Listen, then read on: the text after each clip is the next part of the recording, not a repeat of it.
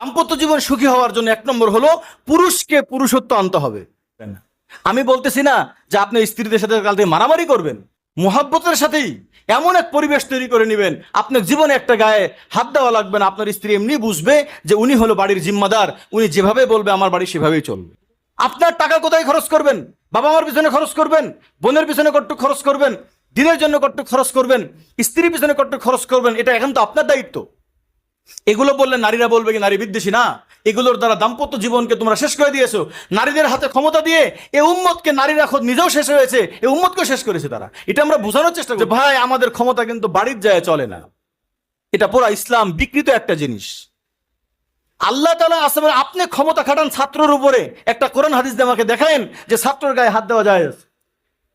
ছাত্রের উপরে যে প্রেশার আমরা দেই, আমরা একজন ওসি হিসাবে সে তার মানুষের উপরে যেই পরিমাণ প্রেশারাইজ করে, এই ক্ষমতা তারা নিজেরা বানাইছে।